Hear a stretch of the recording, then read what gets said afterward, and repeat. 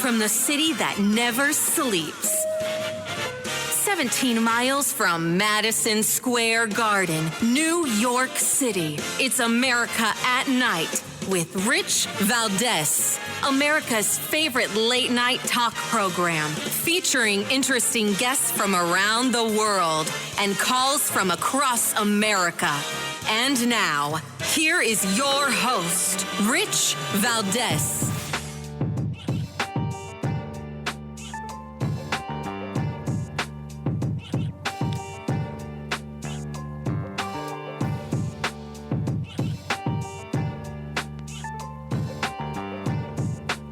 Hi there. What's up? Good evening, America. I am Rich Valdez, Valdez with an S, at Rich Valdez on all of the social media. Welcome to the program. Super Tuesday special coverage of the primaries that are going on tonight. We're bringing all of that to you live with a bunch of really wonderful guests tonight. And, of course, our phone number, if you want to join the conversation, 833-482-5337, 833-482-5337.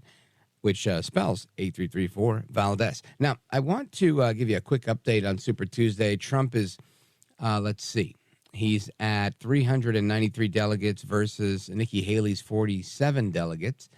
He still needs plenty to go. He needs 1,215 delegates in order to win the Republican nomination. Joe Biden will very likely win the nomination for the Democrats. What's interesting is that they have not all pledged to him, and he doesn't really have a whole lot of opposition. The question, I think, remains now, what will Nikki Haley do? I think the idea here with Nikki Haley is, again, she's only won one primary, the Washington, D.C. primary, and all of the polls are closed except for Alaska and California, which will close, I believe, within the hour. California has 169 delegates. Alaska has 29 delegates. And Utah just closed at 10 p.m. Eastern time, which has 40 delegates up for grabs. And I think that's one of the states we want to see how Trump does, where I think there's a contingent of folks in Utah that are never Trumpers. And the party did go out of their way to say, make sure you vote for the right person. Interesting, right, in a Republican primary to say, to make a statement like this. And I think the reason they make the statement like that is because they don't like Trump, right? Because otherwise you wouldn't say that. If in a race that seems to be somewhat uneventful, right? This is not a very competitive race. There are no competitive candidates, right? There was a guy named Chris Christie. He dropped out January 10th. There was a guy named Asa Hutchinson. He dropped out January 16th. There was a guy named Vivek Ramaswamy. He dropped out January 15th. There was a guy named Ron DeSantis. He dropped out January 21st. So the big question is, what will Nikki Haley do? And I think this is really the protest vote. It's not about actually winning anything. And again, this is her right, and kudos to her at exercising her rights. I wouldn't want anybody to just say, hey, look, I know I have no shot, so I'm out. I mean, makes sense, but she could do what she wants to do. And in my opinion, it'll also show the American public how much of a dissenting Republican vote there is out there. You know, how many Adam Kinzingers and Liz Cheney's. I was going to call her Nick Cheney for some reason. How many of those there are out there. And I think we'd all be, curious to know what that number is like. Now, I'm not suggesting that everybody must be for Trump all the time. I'm saying that I am, but that doesn't mean that everybody should be. I think you need a competitive race. You need a candidate that's going to provide contrast. And I think that's exactly why Trump is doing well, because he's providing some contrast. Anyway, so I was interested in looking at a couple of states in particular. I'm going to look up the states now. I wanted to take a look at Vermont because I know Vermont has a somewhat not very conservative leader, to say the least. And There was a lot of support for Haley. I see that Haley's at 49% of the votes there, 49.1 to Trump at 46%. So we're going to see how that, unless I've got old numbers, we'll see how that ends up. There are a couple other states too. Massachusetts, I thought was something that might be in play. And let's see, Massachusetts. This is not working fast enough for me. And Massachusetts, Trump is up by 29 points in Massachusetts, 63.3% to Nikki Haley's 33.8%. Let me see. There was another state, Utah. Virginia, actually. Virginia. Let's take a look at Virginia, because I think Virginia is also a suburb of D.C. And Trump is, again, up by 29 points, and that looks like they've called that for him gaining the 24 delegates in Virginia. I think there was some speculation at some point that because of the amount of contractors and swamp residents in Virginia, that may sway the vote towards Nikki Haley. That clearly didn't happen. Trump, again, coming through with a majority there. And I think Utah is now the final one that's in play, and we're going to keep an eye on that. Now, some of the other things that are happening in the news that I want to make mention of, let me see, where are my news pages? There's so many going on. You want to make sure you give all the information. The only close flight, again, was Vermont. I haven't seen the Utah yet. And control room, if you guys take a look, let me know what you're seeing in Utah in real time. I see an 18-point lead for Trump in Utah. So that's that. Now, Senator Bob Menendez was hit with new charges. I don't want to overshadow the news with all of this Trump news and primary news. But him and his wife have now been charged by federal prosecutors with another superseding indictment that was unsealed today. So we will get with the details on that in a little bit. But I think that's very interesting, to say the least. Let me see. There was one more here that I wanted to get to with respect to the news. Oh, Arizona Senator Kyrsten Sinema. She was, I think she was the first openly bisexual member of Congress. She has dropped out of the race, not seeking re-election in Arizona. Listen to this. I believe in my approach, but it's not what America wants right now. I love Arizona, and I am so proud of what we've delivered. Because I choose civility, understanding, listening, working together to get stuff done, I will leave the Senate at the end of this year. Now, I don't know if that means she's got another really, really good job. Somebody pushed her out with some political gamesmanship. I really don't know. Maybe the Democrats have had enough, and they said, we're going to push hard for Ruben Gallego. I don't know. Or, whether they think she's just totally toast when in a matchup against Carrie Lake. I'm not sure. But Lake and now Gallego are going to be ramping up their campaigns to run against each other now that she's out of the picture. So that is an interesting thing. Again, she wasn't in the Senate for a long time, and she's a fairly young person. I think she's my age, if not younger. And or just in case she might be older than me. Anyway, I'm trying to cover my bases. And I'm being told in my ear that Trump is about to take the podium. He's making his way. They're playing his song. So I'm wondering, should we take a pause here and then give it a couple of seconds, and then take a pause and bring in our guest. I want to make sure we get some remarks from the 45th President of the United States as he gives his Super Tuesday, what I'm going to say is a victory speech. And if I had to guess, I would say it's going to be similar to the New Hampshire primary, the Iowa caucuses, rather, where he was very, I believe the word is presidential, right? Where he's trying to unify, trying to get the best of everything. And I wouldn't be surprised if he does not take too hard of a hit at Nikki Haley and instead tries to be a little bit of a unifier. I'm going to take a pause right here as Trump is approaching the stage. We're coming right back with Trump, live from Mar-a-Lago. This is America at Night with Rich Valdez.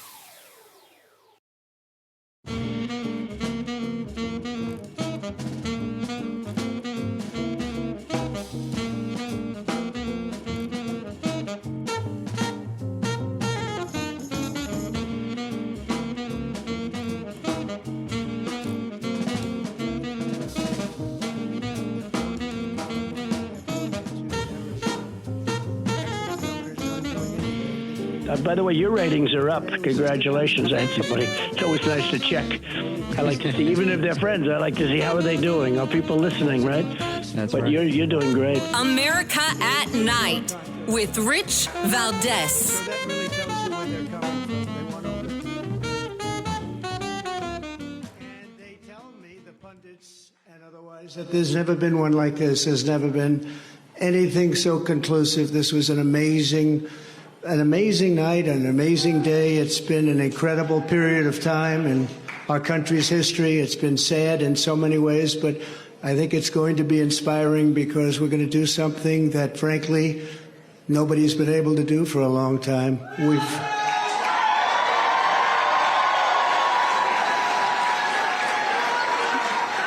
We've watched our country take a great beating over the last 3 years, and nobody thought a thing like this would be possible. We wouldn't have Russia attacking Ukraine. We wouldn't have Israel being attacked. Iran, as you know, was broke. When I was running things, they were broke. They didn't have money for Hamas. They didn't have money for Hezbollah. We had no inflation. Inflation is destroying the middle class. It's destroying everything. Inflation, if you look back over the history, hundreds of years back, inflation is called a country buster. And that's what it's doing to our country. What's happened with inflation has been unbelievable.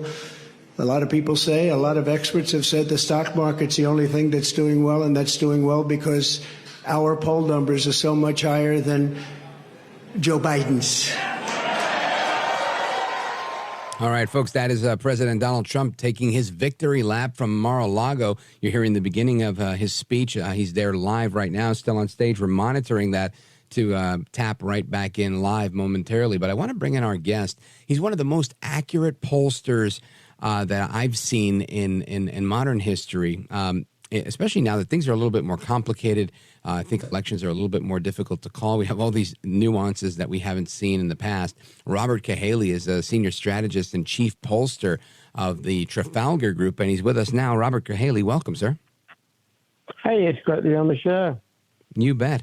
So any races that were sticking out to you? I know I was looking at Vermont and Massachusetts and Virginia and Utah to see how they kind of ended up. I thought maybe Vermont might be a potential battleground for Nikki Haley, but it seems like that wasn't the case. Did anything stand out for you? Yep, kind of felt kind of the same way. I was kind of waiting on that vote total for Vermont.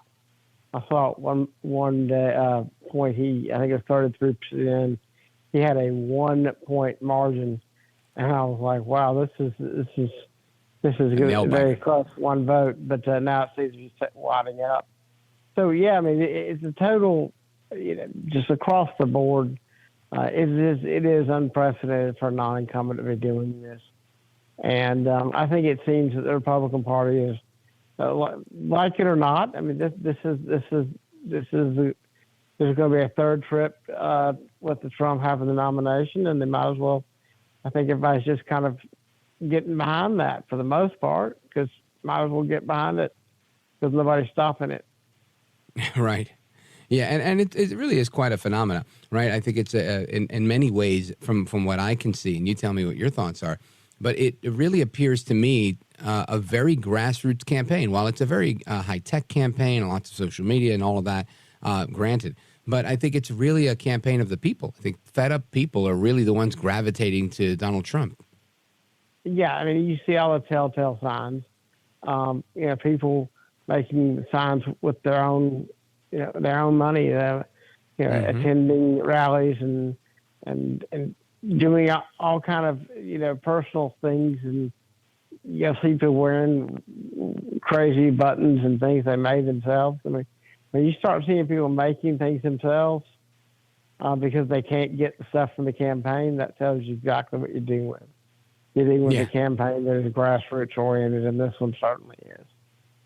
Now, I haven't heard anything as of yet from Nikki Haley, from her campaign, whether she's going to abandon ship or not. I don't see how she stays in the race beyond today, just based on the fact that it seems like Trump he's sailing towards the direction of clinching the nomination. Do you see Nikki Haley pulling off an upset somewhere, or magically being able to muster up the gravitas with the donors to stay in the race? Well, no. I mean, using my head, my rationality, I don't. But I don't really know what she's thinking because she may have a different plan. And I think she is recognizing that the future of the Republican Party in the short term is going to be America First Republicanism. And there's just not a place for her in that party. And so she might as well kind of be one of those outside voices talking about what used to be on the inside. Maybe she can get, a Lynn Cheney gig or like the lady on The View did. But I think Nikki's smart. She'll figure out a way to monetize this and make herself relevant. But that's plenty of reason to stay in the race right now. She's making the donors and mainstream media, people who back her, very happy. I think you might be right. And folks, we're on with Robert Cahaly. Robert Cahaly is the senior strategist and chief pollster at the Trafalgar Group. When we come back, I want to address the comments today, a statement that was released by Michelle Obama's office saying, no, she's not running. I didn't even know anybody was asking. Speculation, yes. And I found it odd for someone to be so coy to say, no, I'm not running, especially when she didn't directly say it herself. It makes me think that she just might be saying, oh, well, my office was quick to react, and it's something I don't have on my radar. But guess what? I just might have to come in and rescue Joe. I don't know. Maybe that's just wishful thinking, just because it would be interesting to talk about. But folks are coming back with Robert Cahaly, and we're going to tap right back into President Trump. We were the most respected country anywhere in the world by far. We were doing things that nobody could believe. China was paying us billions and billions of dollars. In 25 years, they paid us nothing, zero, not 10 cents. I was getting billions of dollars, and they were happy about it, as happy as you can be. Of course, maybe there's reasons for things having happened, but they were not so happy with certain things, I guess, based on things that took place. But we were getting along with everybody. We were getting along, and we were respected by everybody. We had no wars. Remember when I had the debate with Hillary Clinton? She said, look at him. Look at that personality. He's going to cause wars. I said, no, my personality is going to keep us out of wars. And that's what happened.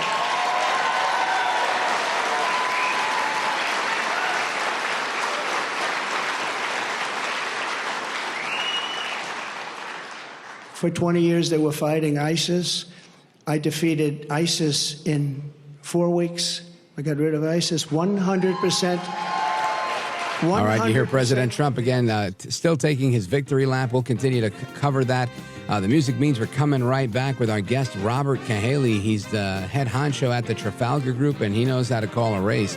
We're going to continue to monitor Super Tuesday election results, and we're going to analyze, will Michelle Obama actually be out, or is she going to be in? Don't go anywhere. It's Rich Valdez with our guest, Robert Cahaly, on America at Night. Don't go anywhere.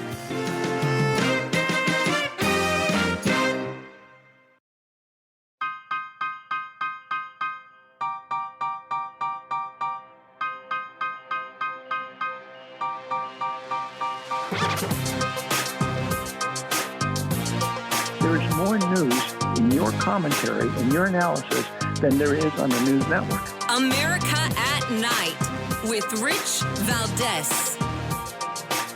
Well, I think what's at stake for everyone, and particularly the black voters, is that our very democracy is at stake. When I ran in 2020, and the black community was really significant in my winning in the first place, when I ran in 2020, I said democracy is at stake, and the press said, oh, wait a minute, that's an exaggeration. Except the vast majority of people understood what I meant. For example, making it harder to vote. What do you need to vote? An ID card to be able to go vote, a photograph.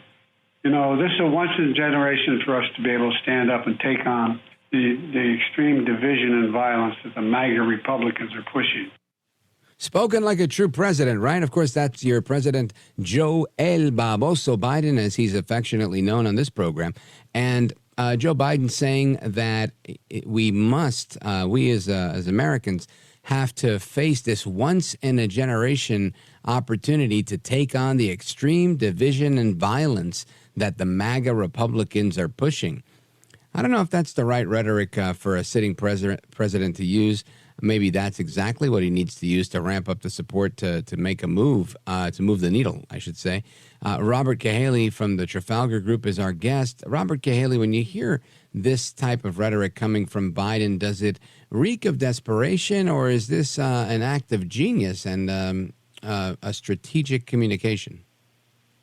Well, I think it's just an act of Democrat trying to motivate their base. I mean, they've got to get their base outraged. Yeah, they've got to create a scenario where people want to vote against Trump more than they want to vote against Biden.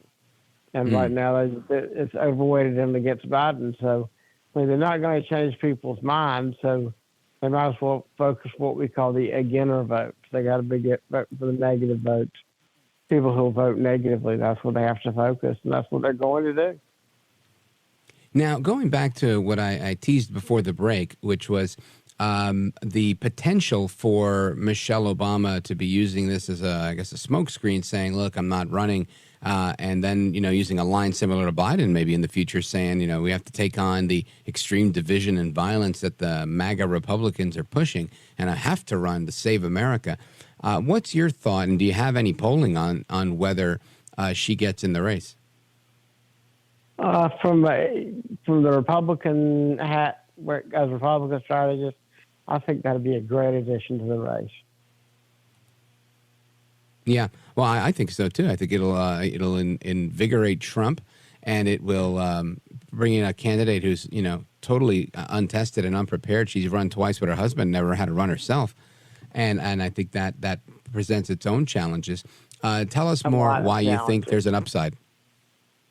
Yeah, I think the upside is because, upside for Republicans, because I think that she is undefined and, compared to her husband, who was always seen as affable and the kind of guy to get along, I think she was always seen as angry. Mm-hmm. We don't tend to elect angry presidents. We tend to elect presidents that can get angry on your behalf that are not generally angry. And I think that's the demeanor that's hard to change. People, even those who see Trump give a speech, will tell you that if they met him, that he didn't seem angry. And Biden doesn't seem angry in person. And Clinton didn't seem angry. None of them seem angry in person. I think that's a real problem.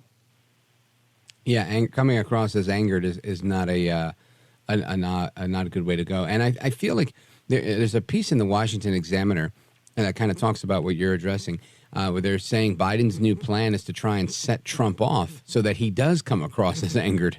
Do you think they'll be successful? Well, I think Trump has been known for taking what other people see as bait and turning it around on people. So we'll see if it works the way that Biden planned. I certainly don't think all these indictments have worked the way he planned. Now, let's talk about some polls, because over the weekend there were some polls that came out, and I'd love to get your take on it. One of the polls that I saw was 73% of Democrat voters, 2020 Democrat voters, said that Joe Biden is too old, in effect, to be the president because of cognitive deficits and whatnot. Do you think this is a defining part of his campaign? Is this what the Democrats really have to contend with? Or is it the economy? Is it the border? Is it a combination thereof?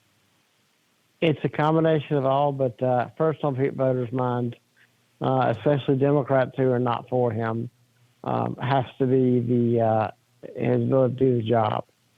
They are a lot less worried about the border and the economy than are most of the average working family type Republicans. So that makes sense to me. And, from a Democrat perspective, he's kind of looked like, in their mind, he looks like he's done a decent job. Kind of their superhero, and they have to believe that if his age was good, then he would have no problems. Now, that's a fantasy world, but that's what they believe. And so they can't contend their ideas are wrong, so they have to go with the idea that it must just be his age. Right, and I think that is a big issue that Democrats are trying to overcome for themselves. I'm curious to know if you think that translates into an equal concern in the general for everybody else. No, I don't think it's equal for everybody else. I think the people who are worried about the border and worried about, putting their family's dinner on a credit card are less worried about the president's age. Right. That's Democrats that are concerned with electability and whatnot. Right. All right, folks, we're on with Robert Cahaly. Robert Cahaly is a senior strategist and the chief pollster at the Trafalgar Group. Very, very accurate polling organization. And we're going to come right back. Don't go anywhere. This is America at Night with Rich Valdez.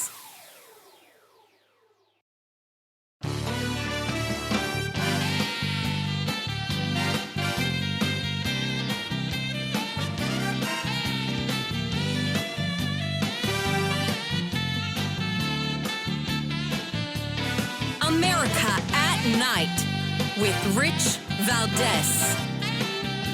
And you wonder, where are we in this? Where are our hearts? What's going to happen in this next election? I am terrified about what could possibly happen because our leaders matter. Who we select, who speaks for us, who holds that bully pulpit. It affects us in ways that sometimes I think people take for granted. The fact that people think that government, does it really even do anything? And I'm like, oh my God, does government do everything for us? And we cannot take this democracy for granted. And sometimes I worry that we do. Those are the things that keep me up. That is Michelle Obama saying she's scared to death about what could happen in the 2024 election. Is she foreshadowing? Is she saying a 2024 election in which I don't run? I don't know. Maybe. We'll see how that turns out. Folks, our guest is Robert Cahaly. He is the chief strategist at the Trafalgar Group.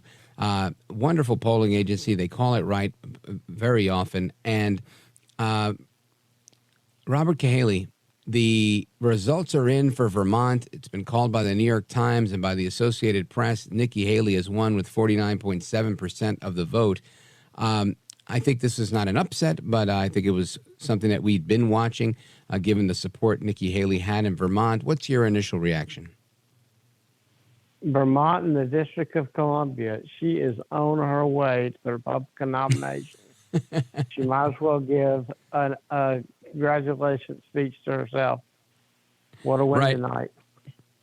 And if she does give one, we will tap into that and bring it to you live. Folks, we're on with Robert Cahaly. Yeah.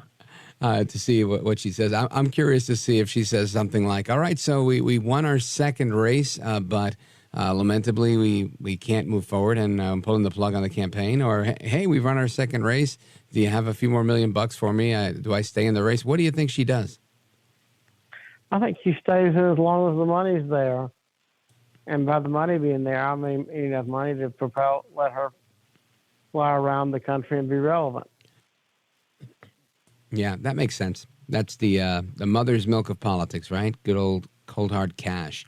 Now, going back to the audio clip we just heard of Michelle Obama and circling back on that, because, again, I want to, I'm of two minds here where I feel like I would love to watch that happen. And I'm also, thinking, who in their right mind would want to get into a race right about now? It seems like a pretty tough one to win to get in this late in the game. In your polling experience, being less than a year out, does that pose a big advantage as well? Yeah, I think it would be actually an advantage because you're not beat up. I mean, the candidates these days are the ones who survive the maelstrom, and so you're not beat up as much. So, that's a reason to consider running. But the other thing is you got to look at where your life is now and where your life is going to be. And, maybe she should just get some Ambien because if she's living in Nantucket and, 1,000-count sheets, I think she's going to be fine. And how she sees herself and how she sees her life will be radically changed if she gets elected or if she doesn't. But either way, I don't think her life gets better. And so unless she has a real internal drive to do this, why mess up a good thing? Then again, Donald Trump messed up a good thing to go be president. So maybe it's a lot to risk from where she sits now. Right. Right now, it's a very nice record of first lady to a two-term president that was very popular. You put all of that at risk by running in and potentially losing, plus the grind of a campaign. It can't be easy. I think that, to me, that's the reason I think she doesn't ultimately get in, but we'll see what happens. Now, Robert Cahaly, before we wrap up, I want to get your overall, I guess, long-term thoughts as a pollster on how this unfolds moving forward. You've already alluded to the fact that Trump, secures the nomination.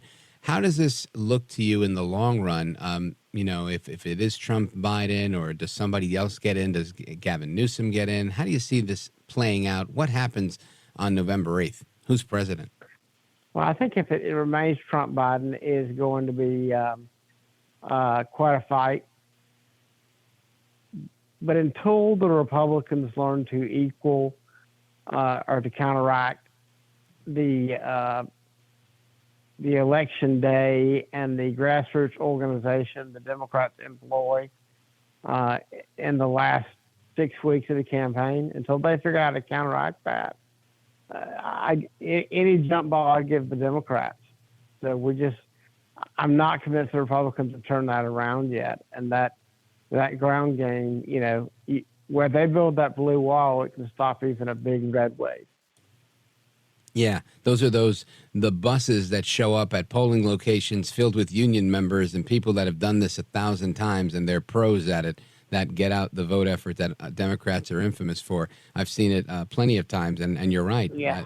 Few do it as good as them. They almost look like the mob. Nobody does as good as them. I'm not sure the people in Russia do it as well as they do. I mean, these people don't know what they're doing.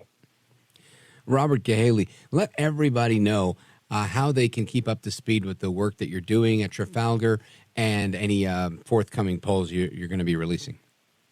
Well, it's best always to follow us on X at Trafalgar_Group or at Robert Cahaly, and we'll keep you up to date on what we're doing with our podcast that we work with Matt Towery called Polling Plus, that we discuss a lot of polling issues and, the views of two of the nation's top pollsters.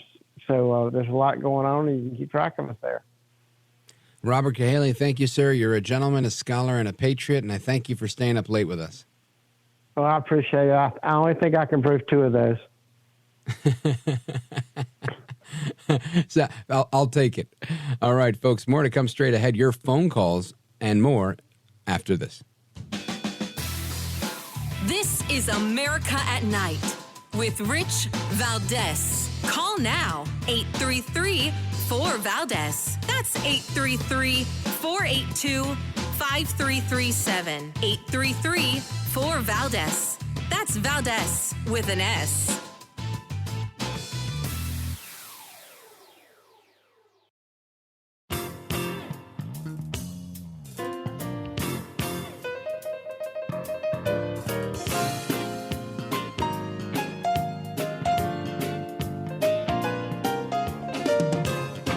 This is America.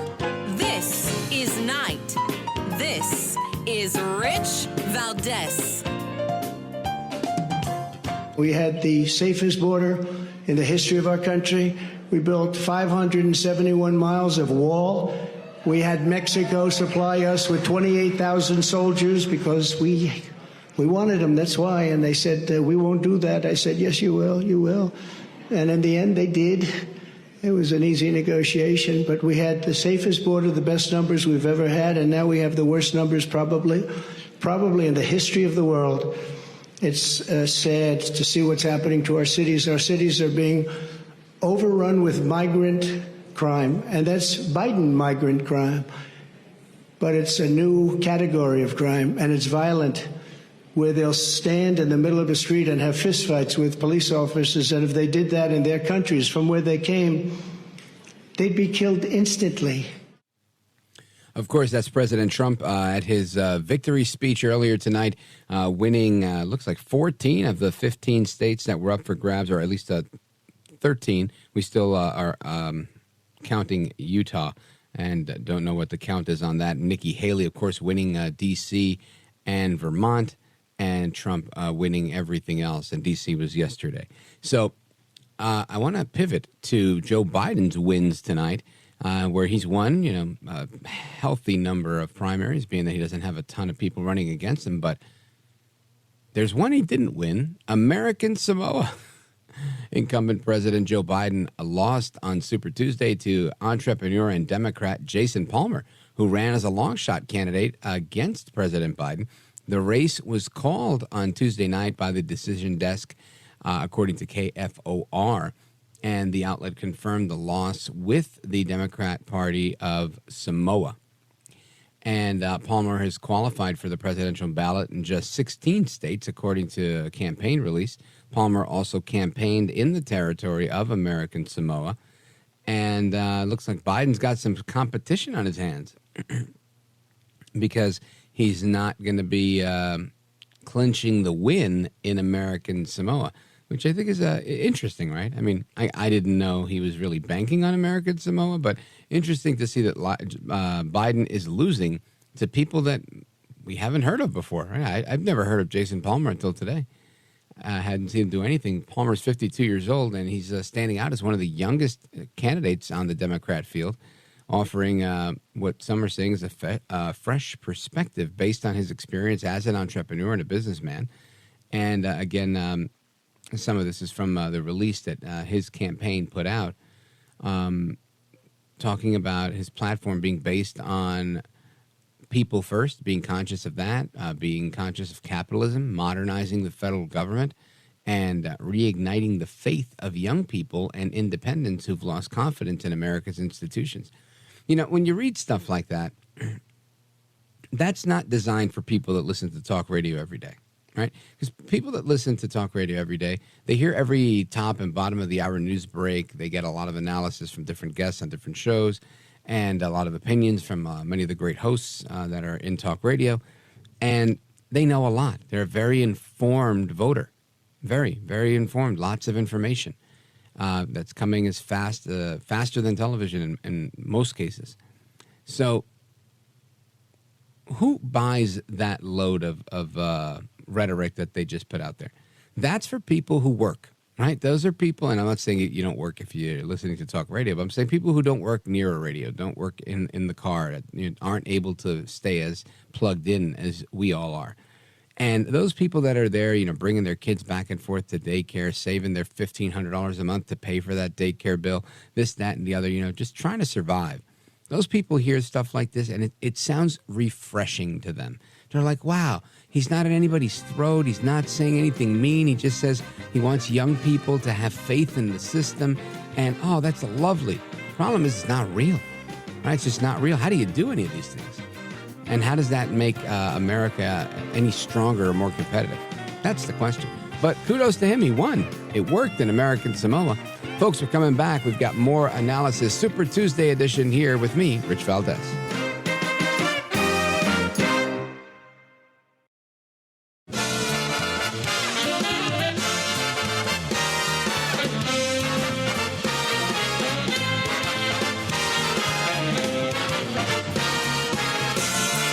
Live from the city that never sleeps.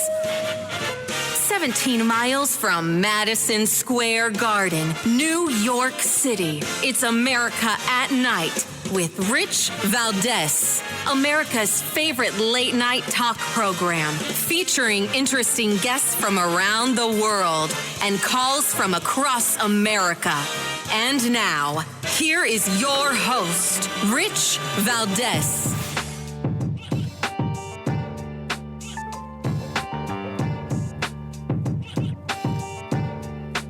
Hi there, good evening, and what's up, America? I am Rich Valdez, Valdez with an S, at Rich Valdez on all of the social media. Welcome to our special Super Tuesday edition of the program, keeping you up to speed on everything that's happening with the primaries that are going on this evening. If you want to join our late night national town hall conversation, give us a call, 833-4825-337, 833-4-Valdez is the phone number. And the state of California has just been called for Donald Trump, one more state that he has just picked up. That's 169 delegates in California. And again, Trump has just been projected the winner of that. One less state for Nikki Haley, who's only won Washington, D.C., which has 19,000 Republicans, by the way.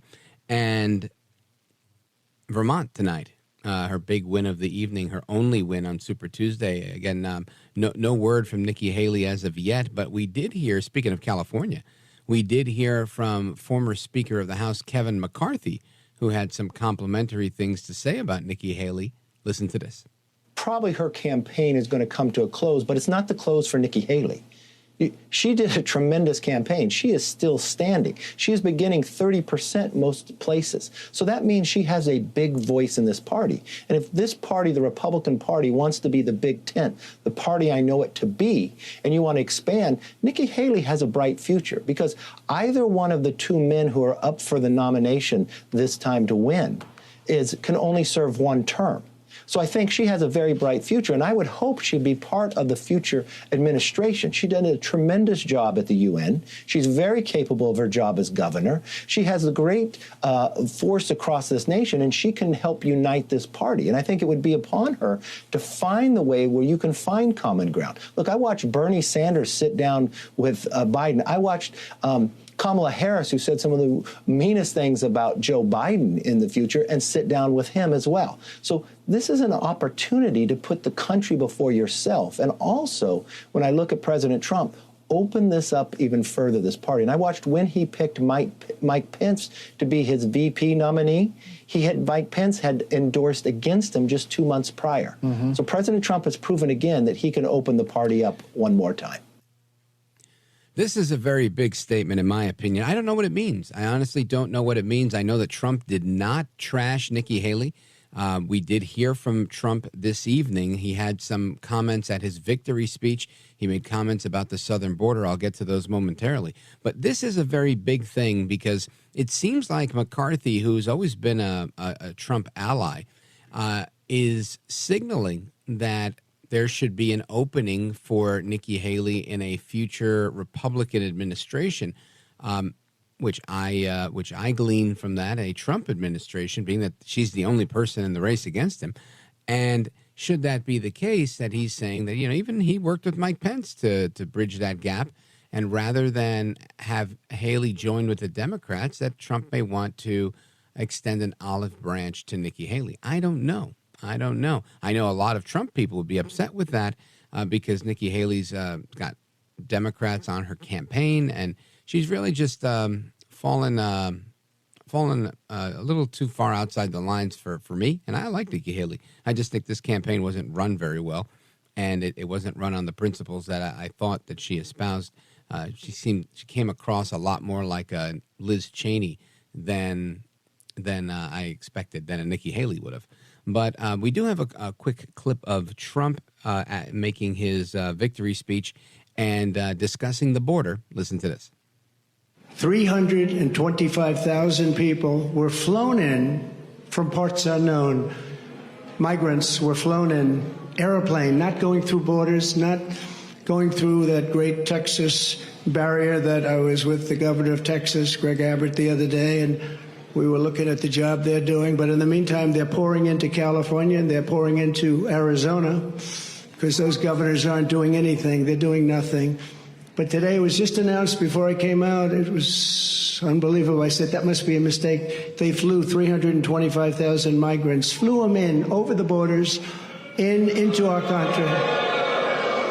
So that really tells you where they're coming from. They want open borders, and open borders are going to destroy our country. So that's Trump again reiterating what's going on with the border, and I think that's an issue that again got him elected back in when he announced in 2015 in the 2016 election, and I think it's an issue that is still a winning issue right now. It seems to have surpassed the issue of inflation and the economy. which is usually top of mind in elections. So we'll keep you up to speed on everything that's going on there, and whether Michelle Obama throws her hat in the ring. She's made an official statement today from her office saying she would not. But, of course, just as recently as, 8 weeks ago, was saying she's nearly deathly afraid of what would happen if the 24 election doesn't go the way, many Democrats think it should. So I think she might be setting the stage for herself. And sometimes that's what people do. They say one thing and they do another. That's kind of what's going on with the Federal Trade Commission, right?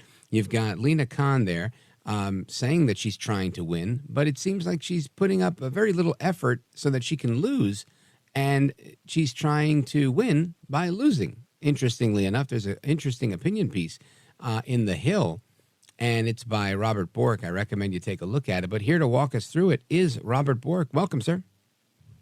Hey, thanks for having me on. I really appreciate it. Thank you. I just wanted to make sure it's Robert Bork Jr. for anybody who's listening. I don't want to make things more difficult. So tell us a little bit about the piece. And again, thanks for being here. Sure. Well, a couple of years ago, I started a group called the Antitrust Education Project. When I saw what was going on Capitol Hill and with this administration in terms of undoing 45 years of success in antitrust policy, moving away from the consumer-centric policy of the Consumer Welfare Standard, and now into a time of just the big is bad again, and suing everybody in sight. And so in following the cases that Lena Khan, the chair of the FTC, is bringing, and even the DOJ is bringing, they're just throwing the spaghetti against the wall and hoping something sticks. And they were having a horrible record of success, which actually I'm kind of glad they're having a horrible record of success, but it's clearly a deliberate strategy, it seems, rather than just mere incompetence. Last summer, and I wrote about this in this piece in The Hill, Representative Kevin Cahaly of California pointedly asked Lena Khan at a hearing, "Are you losing on purpose?" And just, and actually there's something to suggest that maybe that's what they're doing. And also because they're horribly mismanaged the Federal Trade Commission. People are leaving in droves. She's a heavy-handed boss, but she's lost the case against Microsoft in its attempt to in its merger or purchase of Activision. She lost a very weird case where Meta, Facebook, wanted to buy a small, what do you call those things? Virtual reality, goggles. But used in fitness and exercise. And they wanted to buy that for just a few $100 million. Nothing really, in the world of mergers very big. And she jumped all over them, tried to block that, saying, it was very weird because it was sort of like the, what was that movie with the Tom Cruise, where they could see into the future and try to stop pre-crime. Minority Report. That's right. This is she could foresee a crime in the future, a horrible monopoly in the future of this. So she tried to block that, and her theory was thrown to the curb by a judge. And her Amazon case now, the big Amazon case, this is her life's work, her white whale, is in trouble already. She's now asked the judge to throw, to split it into two cases, which suggests to many experts that she realizes that the case she has isn't very good, and maybe if she could sort of break it into some little pieces, she might get a victory in one of them. So the theory is, or the people are speculating, I'm speculating, that what she's really trying to do is to be able to make an argument to Congress, hey, look, the law needs to be changed. I'm having trouble bringing these cases. I'm having trouble reining in big tech. I'm having trouble, stopping these big mergers. And so you need to change the law. Now, there have been attempts to change the law since Biden came into office. Amy Klobuchar, senator from Minnesota, put forward several bills, all of which died on the vine, and even with some Republican support. So, what's really going on, I think, is that she has doesn't know really what she's doing. She's cast economics aside, for one thing. Her cases she brings have no economic evidence. They're all sort of, aspirational cases. We have to do this because, and she's not doing very well. On the other hand, I got to say, it's not a perfect world for those of us who believe in growth and wealth creation and job creation and innovation. She's, I think, probably killed a number of mergers just by the threat of bringing a case. I mean, I think there's some CEOs, some boards that look at the situation and say, this it really isn't worth it. I don't, it's going to be expensive. But others like, ExxonMobil and other, there are other energy companies and then now what's the Capital One? They're going to charge ahead with these cases because I think they see clearly that these people don't know what they're doing, and of course they have the size and wherewithal to to get into that battle government. of attrition. Yeah, why not? Yeah, They've got it. Yeah. Folks, we're on with Robert Bork Jr. He's president of the Antitrust Education Project, and we're talking about these antitrust cases where big tech is trying to monopolize things, and the FTC is just racking up loss after loss after loss, seemingly trying to punt this to Congress to, pass these progressive antitrust laws. Robert Bork Jr. is also the head of the Bork Group, a public affairs agency. He's the eldest son of the late Judge Robert Bork, and we're going to come right back and talk a little bit more about where we left off right after this. Don't go anywhere. This is America at Night with Rich Valdez. Call now, 833-4-VALDEZ. That's 833-482-5337. 833-4-VALDEZ. That's Valdez with an S.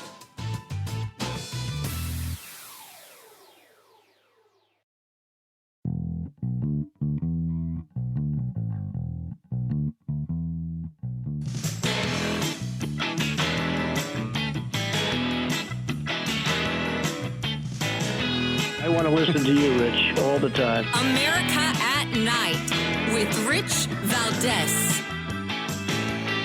All right, America, welcome back. And we're on with Robert Bork Jr. He is the head of the Bork Group and president of the Antitrust Education Project.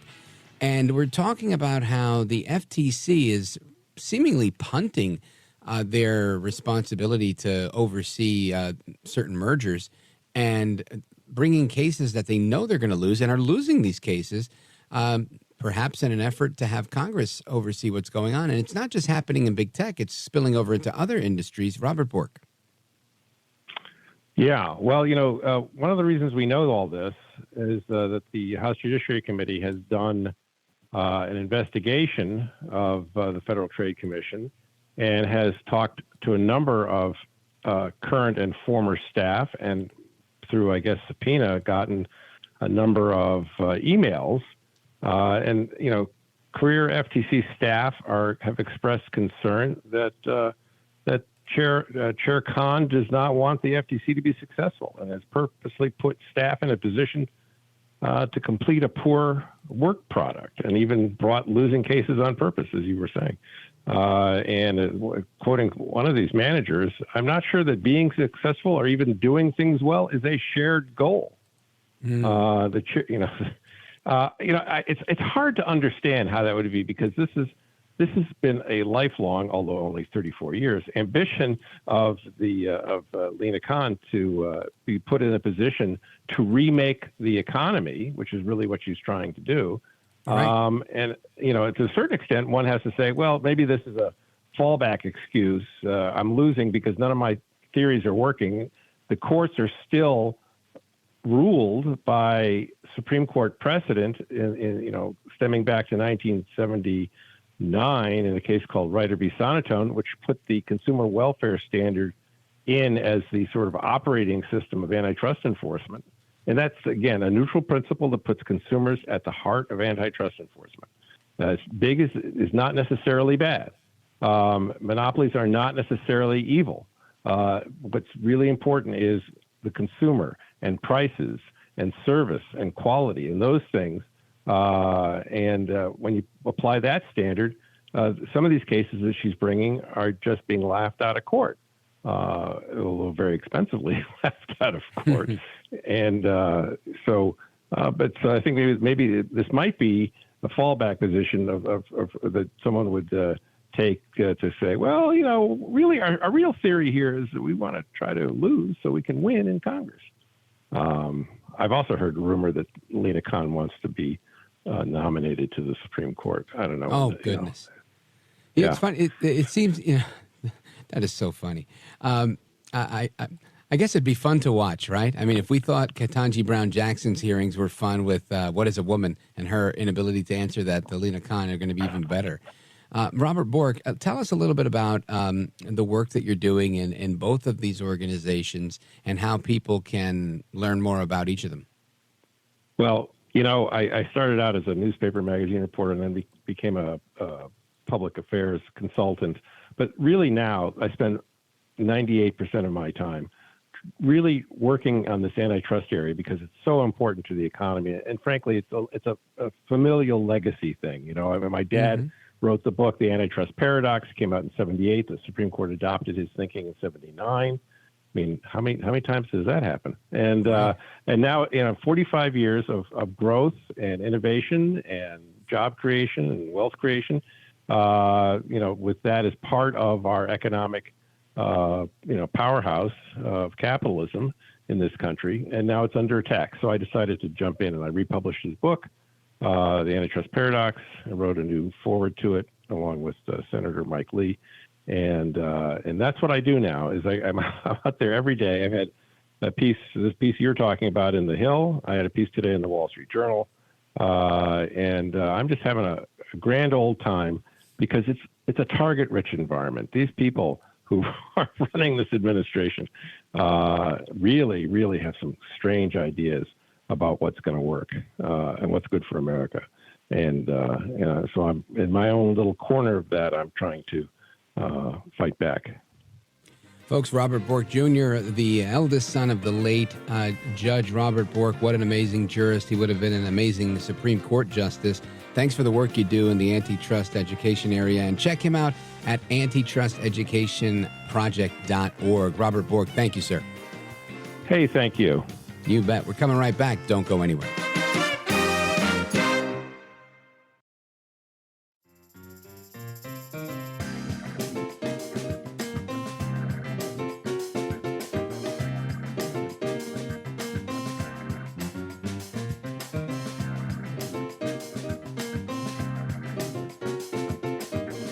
America at Night with Rich Valdez. Cookie Monster posted on X that shrinkflation is making his cookies smaller. The White House official Twitter or X responded that blaming shrinkflation basically on companies. So does the president again believe that shrinkflation and inflation are solely a company problem, or do his policies play any role in that? So also for my tweet, I believe we said C is for consumers getting ripped off, right? And the president has called on companies to stop taking advantage of Americans. He's been very clear about that. He's repeatedly called on large corporations, more specifically, to pass along their savings onto their customers. We've said that. We've been very consistent about that. And that includes ripoffs, such as shrinkflation. We see that. And where the size of a product, for those who don't know, gets smaller even as the price stays the same or increases. That's what we've been seeing. And so it's giving families less bang for their buck. And the president has said, and I'll quote him, the president said, Americans are tired of being played for suckers. And so the president's going to have the American people's back. That's what he's going to continue to do. He's going to talk about this, not just shrinkflation, but other ways that he sees corporations are ripping off Americans. There you have Karine Jean-Pierre, White House press secretary, responding to a question from a reporter that is a follow-up from Sesame Street character, the Cookie Monster. That's right. The Cookie Monster tweeted on its official Twitter, and I believe Cookie Monster is a he, by the way. How dare I say that? But yeah, tweeting something like, Cookie Monster, no like shrinkflation and cookies getting smaller. Rah, rah, rah, rah, rah. And because he said that he didn't like the way the cookies were becoming smaller and he didn't like shrinkflation, this became the subject of a follow-up question from a reporter to Karine Jean-Pierre, who seemed all but too prepared to take the response and start to blame the companies for shrinkflation. And what's interesting here is this reminds me of Biden causing inflation, of Biden destroying the legacy of the previous administration, where we were an energy-dominant country, and then going and blaming the gas companies. Now, record profits, windfall profits, and making it somehow it was the fault of the cars and the gasoline station owners and the gas companies themselves, but never the fault of him or his administration or any of his disastrous economic policies. Well, today we see the same thing where it seems like KJP, the Cookie Monster, and this reporter were all in cahoots with a planted question so she could now blame the potato chip companies and the cereal makers and everybody else that's putting a little bit less in those bags that are filled mainly with air because of inflation, and they're trying to not raise prices, so they're reducing product. And again, a result of Biden's disastrous policies. So I want to get into this a little bit and the rest of what's going on in the economy with a research fellow for financial regulations, and he is the Thomas A. Rowe Institute for Economic Policy Studies fellow at the Heritage Foundation, Joel Griffith. Welcome, sir. Hey, thanks for having me on tonight. You bet. Now, I know I'm no Cookie Monster, but you'll have to do with me and our audio of Karine Jean-Pierre. And my thought is, what's your initial reaction to this, I'm going to call it a pseudo-conversation or pseudo-exchange between the reporter, Karine Jean-Pierre, and the Cookie Monster?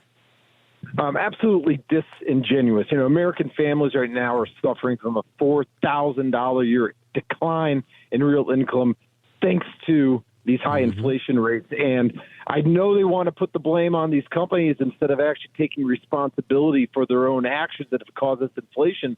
But the fact is that companies are actually shrinking their profit margins, the manufacturers and the retailers, in order to keep prices lower than there otherwise would have been. And of course, we're all noticing the packages getting smaller and the prices going up.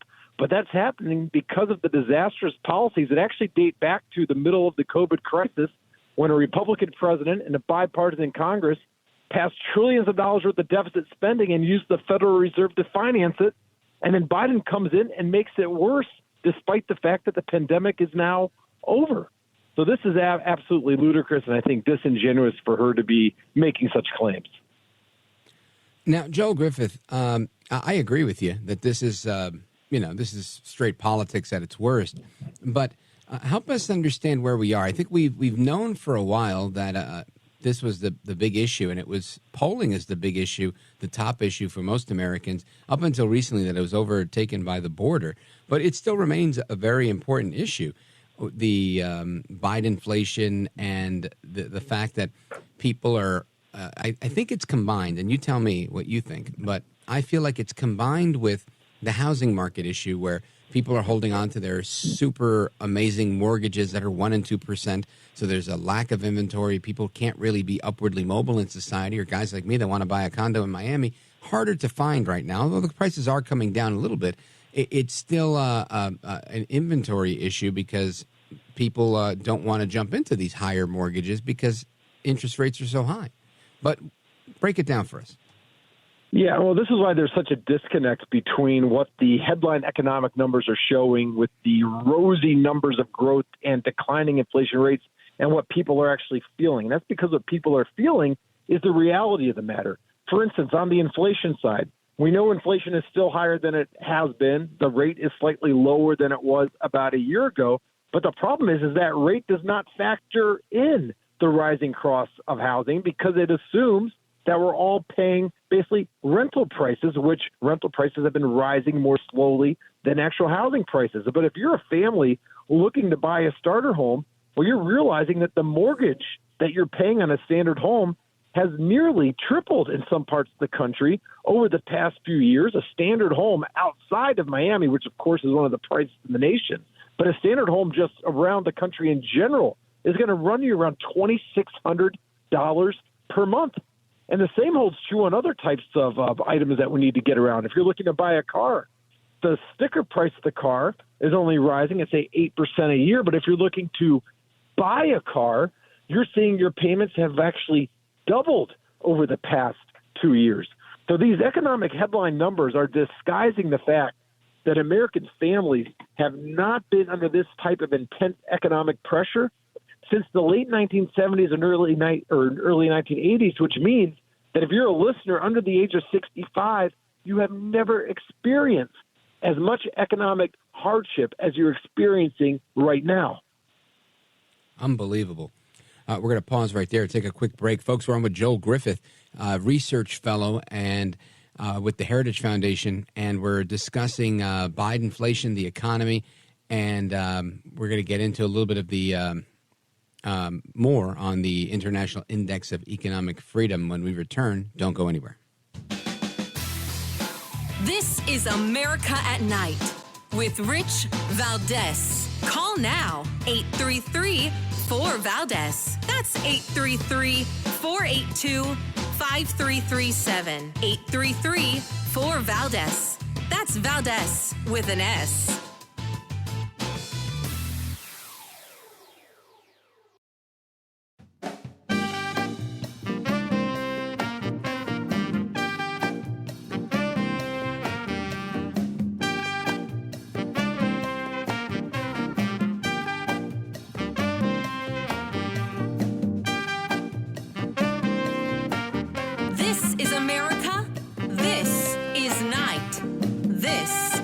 Rich Valdez. So we're going to take back our country. We're going to make sure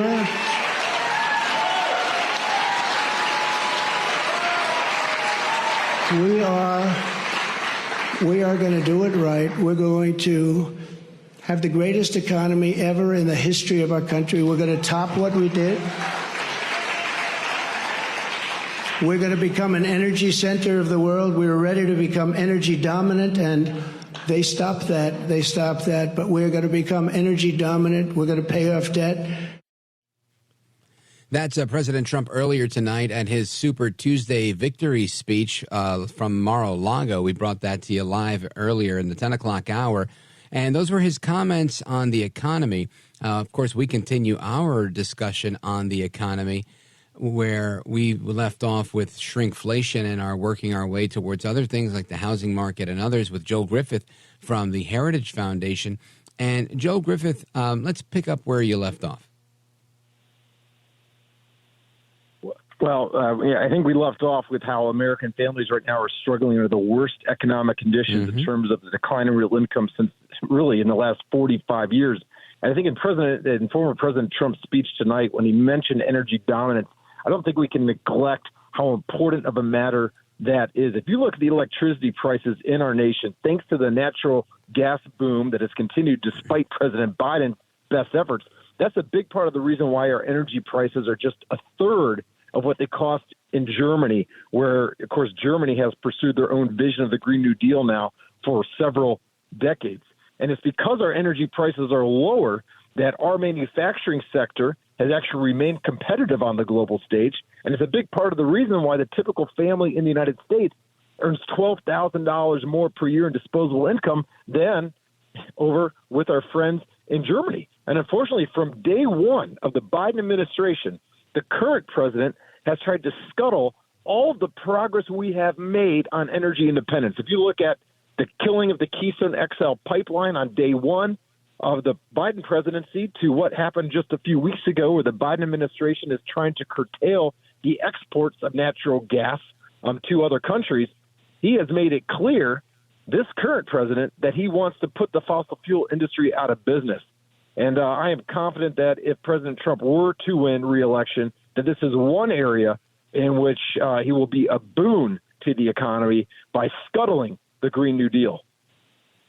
You know, and this has been a thorn in the side of America, I think, for quite a while, this Green New Deal. Many, myself included, contend that this is nothing more than a way to redesign the economy. It's another way to redistribute wealth in the name of green, this and that.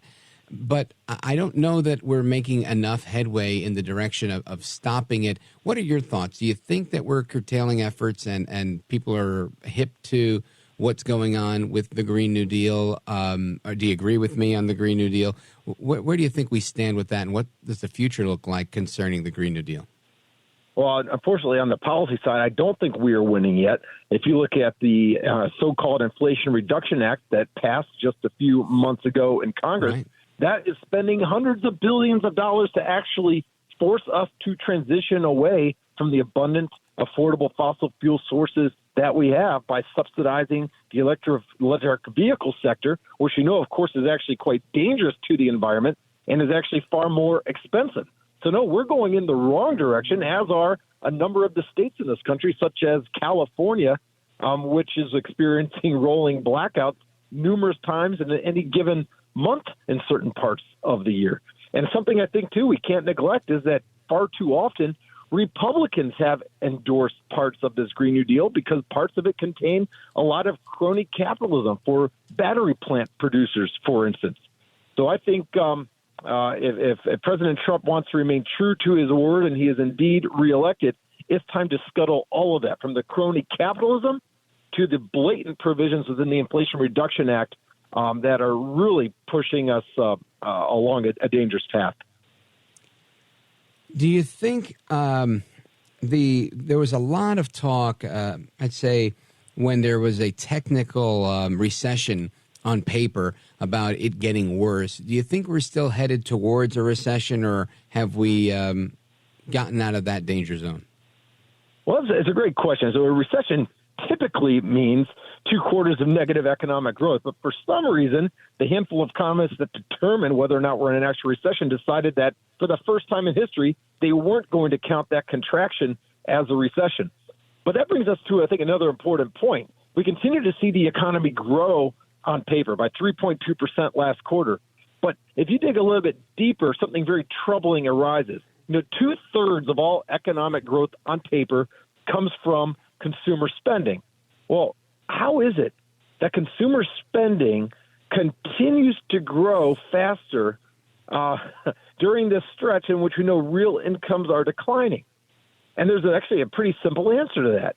It's because of 2 things. Number one, people have drained their savings accounts. The savings rate is down by around 80% since Biden took office. But second of all, consumers have been able to increase their spending by taking on copious amounts of credit card debt. The typical family has added $4,000 worth of credit card debt since Biden took office. So a big part of this rise in consumer spending that leads to a economic headline of economic growth has actually come from people draining their savings and putting on credit card debt just to make ends meet. And another big component of that economic growth, of so-called economic growth, comes from government spending. And, of course, that increase in government spending has been from borrowing and printing. So regardless of whether or not we have an official recession, and it does nothing to change the fact that American families are suffering from the policies of this administration and are going into debt to pay for it. Folks, Joel Griffith is a research fellow at the Heritage Foundation, and we're talking about the economy, Biden-flation, and so much more. Stick with us. We're coming right back with him, and we're going to wrap up this conversation before we move into your thoughts and comments with Open Phone America at the top of the hour, 833-482, 5337, 833-4-VALDEZ. Don't go anywhere. This is America at Night with Rich Valdez. Call now, 833-4-VALDEZ. That's 833-482-5337. 833-4-VALDEZ. That's Valdez with an S.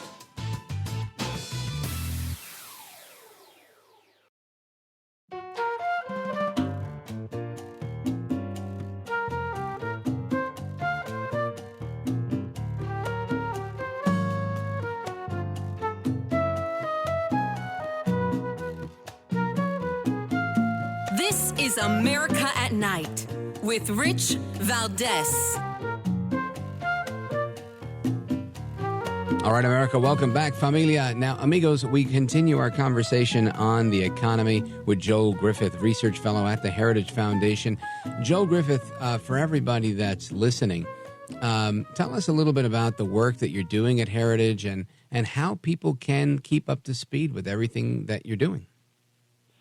Well, Heritage Foundation is doing our best to promote a civil society in which freedom and opportunity flourish. That is our motto. And so what that means is that we are focused, of course, on ensuring free market economics so we can all make independent choices. But we're also doing a lot of work on expanding school choice for parents, on ensuring that our schools, public schools, are not indoctrinating students. We've done a lot on the right to life issue, on encouraging the prior president to appoint, which he did, to appoint solid conservative justices. And we also are promoting a strong national defense to protect ourselves from foreign enemies. And, of course, we've been focused immensely on the border and on trying to force the Biden administration to actually do their constitutional job in protecting our border, particularly the southern border, from the influx of illegal immigrants. Well, it's amazing work that you do. And for everybody that's intrigued by the work, how do they keep up with you? Is there a social media page that you want to share with them or a website? Well, I think the best way is just to go to heritage.org, and any issue area that you want help in to educate yourself, you can just put that in the search term. And, of course, I'm on X, Twitter, at Joel Griffith. Well, Joe Griffith, you are a gentleman, a scholar, and a patriot, and I hope everybody will give him a follow, and I hope you'll come back. I appreciate you staying up late with us to discuss Biden-flation and the economy, and Godspeed to you, sir. All right. Thank you as well. Talk soon. You bet. All right, folks, now we begin Open Phone America. Of course, our Super Tuesday election coverage continues. There's only one state left that has yet to be called, which is Utah, and it still looks like they're busy counting there. And Alaska, forgive me, 2 states left. We'll see what the results of those. Hopefully they come in with the next hour. Hour number 3 of the program is right ahead of us. And I'm looking forward to your calls and all the off the beaten path stuff that we're going to get into in this final hour of the program. I don't know about you, but I'm a little Super Tuesday'd out, right? I've had enough of Nikki Haley for one night. So stick with me. We're going to get into some stuff. We're going to let our hair down a little bit. 833-482-5337. 833-4-VALDEZ. Don't go anywhere. Don't move a muscle. I'm Rich Valdez.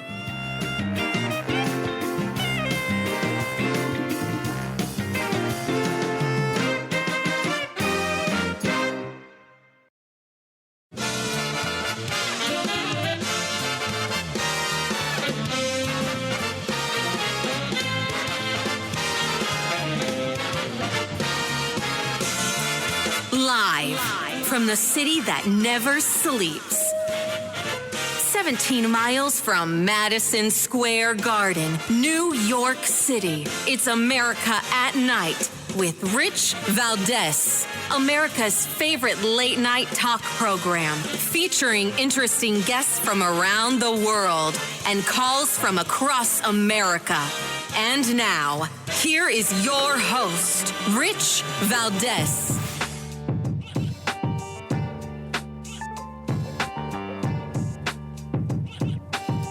Hi there, good evening, and what's up, America? I am Rich Valdez, Valdez with an S, at Rich Valdez on all of the social media, your liberty-loving Latino amigo. Happy to be here with you this Super Tuesday. If you want to join our late-night national town hall conversation, the phone lines are open. 833-482-5337 is the number, 833-4-VALDEZ. And I just got, give me those numbers again, the numbers for Alaska. We have Alaska and Utah that are still outstanding in the race. And I understand that we have numbers. What were the numbers you just gave me? Minnesota, give me those numbers. Joe Biden is at 70%, and you'll never guess who's at 19% in the delegate count. I'm going to give you a chance here. Going once, going twice. All right, it's uncommitted. Uncommitted about an hour ago was between 7 and 10% in 7 states. Now it's at 19% in, what state again? Minnesota. I was going to say Montana. Forgive me. So Minnesota. And I find this interesting, being that he's literally the sitting president. I mean, that's the easiest race to win, is the one where you're in office. It doesn't always happen. We've seen it in the past where, there can be an upset. But this is Biden's to lose, in my opinion. He's got everything going for him. Not the economy and the issues. No, I don't mean that. But I mean, he's got the media. He's got, a very sympathetic press corps. So there's a lot that he can do. They try to criticize Trump. There was a really funny piece spoofing Trump on SNL, maybe not last week, the week before, on his sneakers, and saying, if you get these sneakers, you get these magical Trump powers where you just tell people what to believe and they will. So there's people, there's a bunch of scenarios that they play in the skit. And one of them, the guy says, well, I don't know if that's correct. And he goes, no, of course that's correct. And he's like, well, says who? He says, well, says you. And he goes, oh, okay. And there's another one where he's laying beside a woman, sharing a bed with her. And she says, I don't know how that went. And he says, oh, it was terrific. and she says, was it? He goes, oh, of course. And she's like, oh, okay, great. And it really was. It was funny. I thought it was funny. I mean, I'm sure there's a lot of people that just because it was SNL putting out these skits that they would think it's not funny. But I thought it was funny. And my point was, Joe Biden literally has that same power. Joe Biden goes out there. He falls up the stairs. He forgets what he's doing. He hugs the air. The Easter Bunny goes the wrong way. He's got 14 different babysitters. And, confuses world leaders, doesn't know if it's Ukraine or if it's Israel. All sorts of interesting things are going on. And ultimately, they say the nicest things, right? They ask questions about Cookie Monster, like we heard in the last hour. So it's just interesting to me to see how this stuff really ultimately plays out for Joe El Baboso Biden. And today, he says that he's leading in the polls. Now, I think there's one poll that showed Biden doing well, but for most of the polls, he's not really doing well, at least the ones I'm looking at. But he cited the New York Times poll. Listen to this. So, President, what's your message to Democrats who are concerned about your poll numbers? My poll numbers, the last 5 polls you guys don't report, I'm winning 5 in a row. You guys only look at the New York Times. They're a great paper. I don't know. So I just did a quick Google. I put New York Times poll Biden. Here's what I got. 12 hours ago, polls show more voters say Trump's policies helped than Biden's. Okay. New York Times poll. That doesn't look good for Biden. Next one, 4 days ago. Voters doubt Biden's leadership and favor Trump. New York Times, 4 days ago. Let's see what else we got. This one doesn't give me anything clear. And then we saw the Times Siena poll coverage from the weekend where they were questioning his cognitive ability. So what is Biden talking about? Of course, he's citing the last 5 polls that could have gone back, 2 or 3 months. Joe Biden is really special. He should be wearing a pair of those gold Trump sneakers if he's going to try and pull this because, according to the skit, that's the only way it works. You can't just sit there and tell people things. I know he tries. And he tries to blame the potato chip companies and the cereal companies for putting less product in the bag for shrinkflation. He blames the energy companies and gasoline station owners for gas prices at the pump instead of him and his reckless policies. This is the Joe Biden that we're dealing with. He says that he's ahead in the polls. Godspeed to you, sir, because he's our commander-in-chief until he's not, and we need this man to be better and do better. Anyway, I want to get to your thoughts and calls on things tonight. Let us go to Orlena. Orlena's calling from Kennewick, Washington on KTEL. Orlena, welcome. You're on with Rich Valdez. Go right ahead. Hi. I was just wondering, I was telling the call screener, the voting process here in Washington State, I got my ballot in the mail, but you have to sign the outside of the envelope But you also have to mark on the outside of the envelope Republican or Democrat. Or Democrat, right, in order to vote in the primary. To me, is not prime. That's not private. You know, it used to be that I could go to the well, even there, I mean, when you vote in the primary, at least my experience has been when you go to the primary and you go to the usually it's an elderly person sitting at the table with a little book. At least for me, that's been my experience. They'll ask you Democrat or Republican if it's a primary. If it's a regular general election, they'll just say last name and they'll look you up in their book and do a signature verification. But they have to, I guess, send you one way or the other during the primary to make sure that you're eligible to vote in the primary. Because for many states, primaries are closed. So if you're an independent, you're not entitled to vote in a primary, right? You have to be registered with one of the parties that's conducting a primary election. So I think that's the reason for that. And when you're doing it by mail, which I totally disagree with, I think this process just should not be done by mail. I think voting is one of those things you should be able to do in person. And if you're doing it by mail, like most states once did, you should have to qualify it, right? You should have to be able to say, I'm serving in the military, or I'm serving in jury duty, or I'm doing, I'm in a wheelchair, I'm in a hospital bed, I'm in some sort of physical situation where I can't make it. And it should be some sort of extenuating circumstance, not something that people just choose to do because it's easier and it's, it lends itself well to that ballot getting used by somebody who wants to use it, and maybe not even the intended user of the ballot. So I think that's why they do that. But I'm with you. We shouldn't have these mail-in ballots, Orlena. Now, let me ask you about tonight's primary. What were your thoughts? Did you expect Nikki Haley to win Vermont? Does it surprise you that she's only won 2 out of the many, many states that have had primaries thus far? I didn't know about the primary. I just got off of work, and I've been at work all day. So, but I. What type of work do you do? I'm just a housekeeper. Okay, well, you're working late. I appreciate that, and I appreciate the call. Go ahead. I'm sorry? Oh, thank you. And I was just helping a friend, but the Vermont thing, I guess that surprises me. Maybe it doesn't. You know what?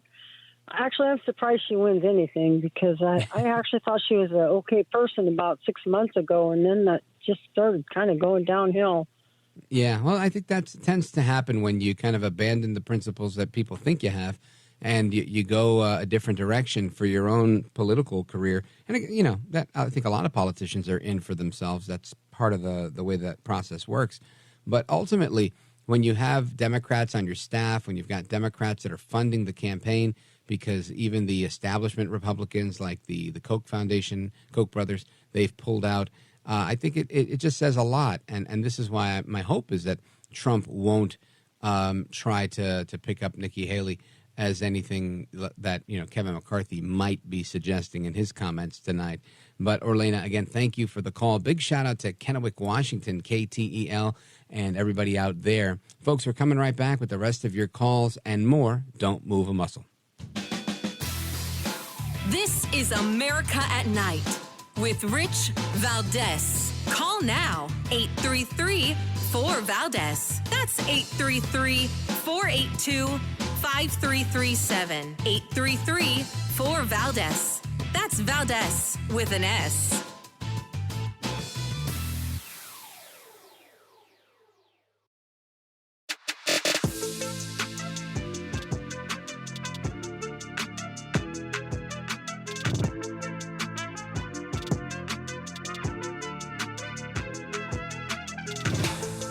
Mr. Call Screener, who is a budding radio star, by the way. Richie Valdez is terrific. This is America at Night with Rich Valdez. The hostage deal is in the hands of Hamas right now. Okay. Because there's been an offer, a rational offer. The Israelis have agreed to it, and waiting to see what the Hamas does. Do you think there will be a deal by Ramadan? Well, there's got to be a ceasefire, because Ramadan, if we get into a circumstance where this continues through Ramadan, Israel and Jerusalem, it could be very, very dangerous. So we're trying hard for that ceasefire.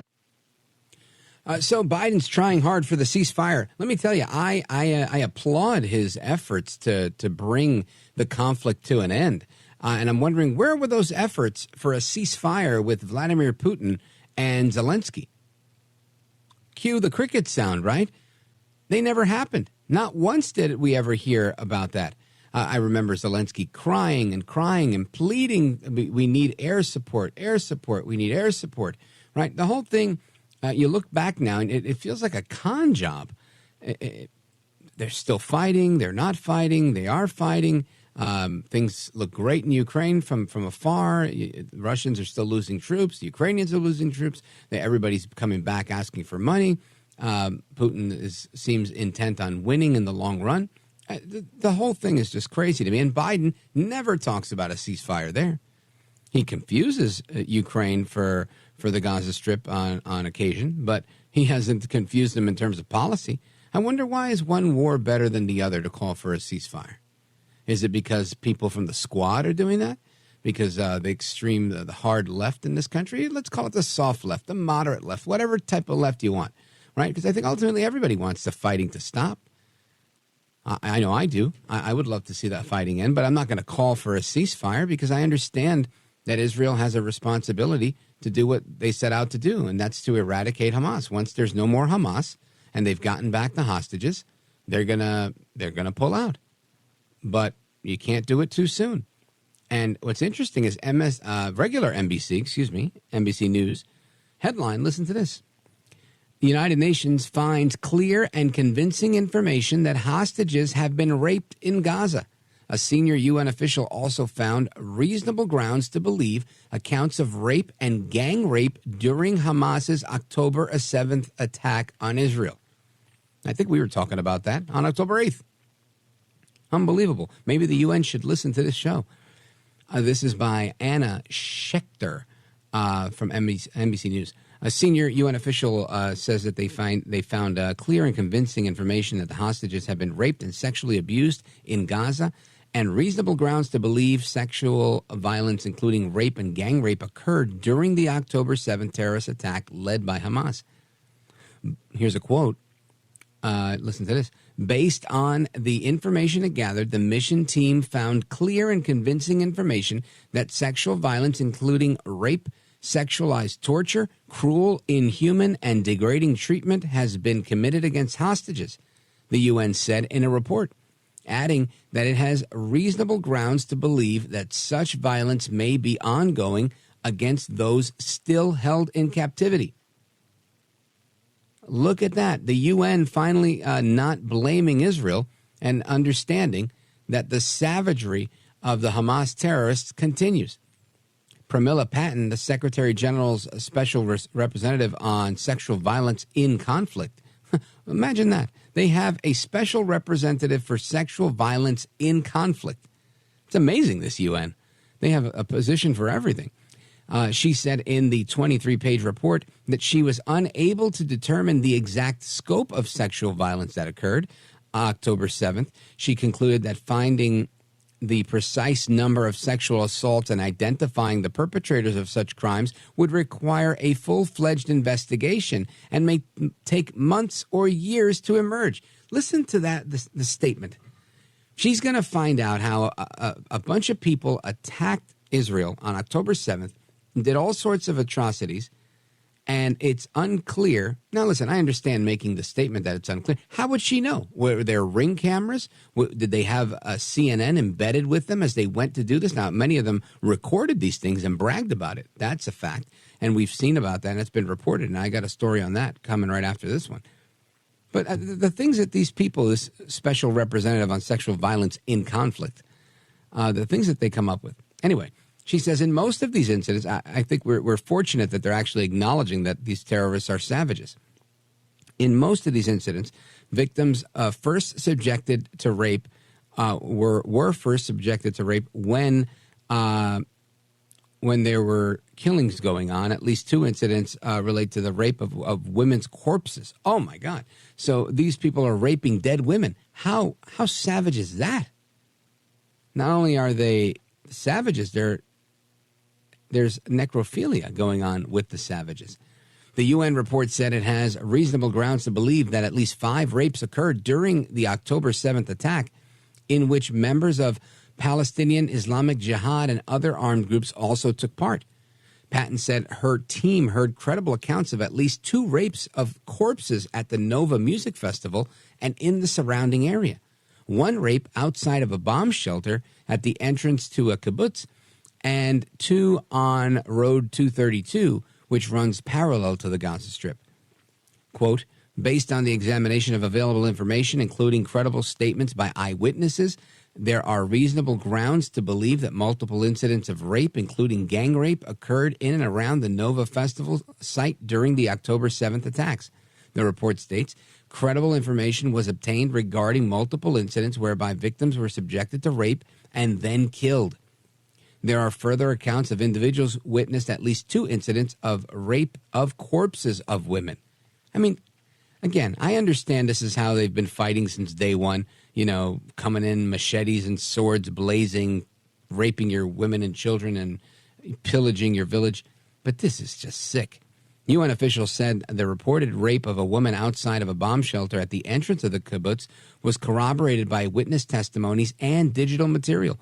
Patton was unable to verify reports of sexual violence at kibbutz Be'eri, where Israeli officials say more than 100 people were killed. More than 1,200 people died in this attack on the 7th. And what's interesting here with this whole thing is that the Times of Israel, now switching gears from NBC News to the Times of Israel, they have one of the UNRWA staffers, UNRWA as it's called, IDF has been able to get a recording of this. These staffers bragging of the crimes on October 7th. They're supposed to be there to help. More on that, and AOC getting accosted by her friends on the crazy left. Plus, MSNBC pulls the plug on Trump as he's giving his victory speech. More to come straight ahead, and your calls. Looking forward to speaking with everybody. 833-4825-337, 833-4-VALDEZ. Don't go anywhere. I'm Rich Valdez.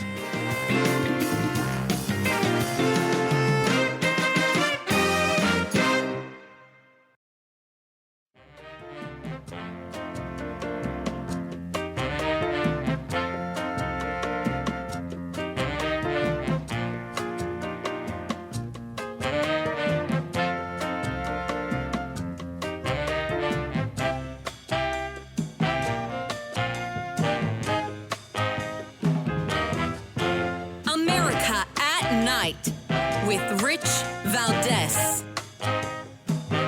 You haven't been calling it a genocide. Don't tell me I'm lying. Then just say it's a genocide. Just say it. Over 30,000 people are dead, AOC. You can't just say it for once. Just say a word. That's it. That's all we want you to say.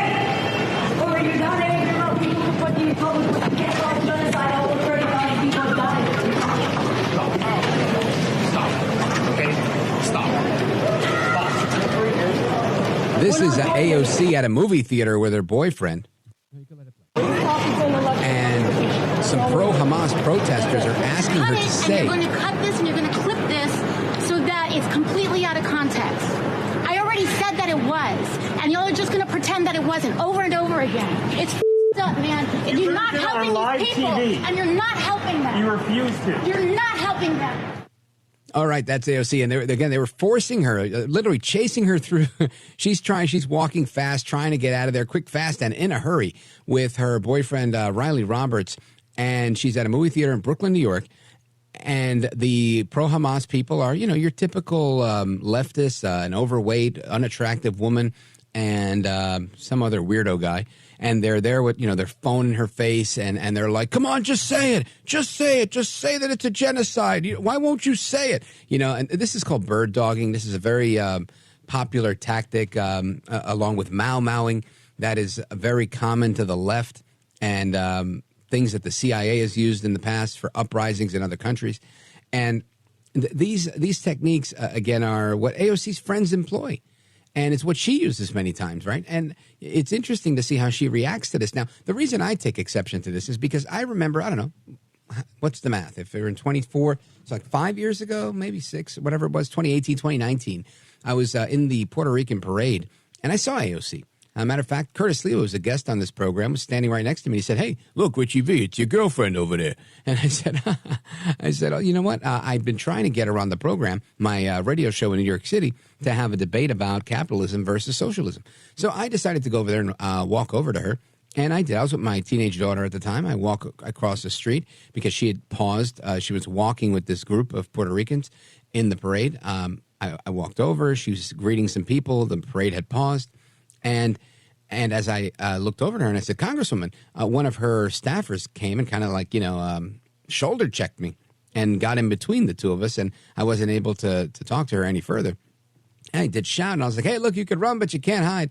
But that was all it was. I was trying to invite her and tell her, "Hey, look, we've been trying to contact your office to have you on the show." And I was met with such criticism. The New York Post reported this widely as, AOC opponent, because it was rumors that I was going to run for Congress against AOC, and they were just rumors. I'd given one speech to a Republican group in Queens that asked me to do that, kind of testing the waters, but I never filed any paperwork or anything like that. Anyway, I was just going to ask her to engage in this debate with me because her office was silent on the issue because she didn't even have an office. She was supposed to have an office in the district, but there was no office to be found, and no phone calls or emails were getting returned. Well, lo and behold, they tried to skewer me, saying that I was a stalker, and Valdez, how dare he go to her at a cultural event like the Puerto Rican Parade to try and debate her. And they thought I was trying to debate her on the spot, as if I was, armed with two podiums, one underneath each arm, and I was going to set them up in the middle of Fifth Avenue in New York City and say, "Hey, listen, lady, we're going to debate capitalism versus socialism. We're going to do it right now." No, it wasn't like that. And it's all on video, right? That's the funny part. The whole thing is on video. She ends up running away, literally running, like trotting straight across Fifth Avenue. And that whole thing was interesting because the New York Post reporters were like right over my shoulder and other people that were getting this on video. So you could see it, and that was the headline: AOC runs away from potential opponent Rich Valdez. And it was a fun moment because, I got to do a lot of media and whatnot, and my show became very popular after that. But I was treated very poorly by the left. The left said that I was stalking. The left said that I was inappropriate, that I was not, in good faith inviting her to my radio show, but I was trying to force her on the spot to debate me.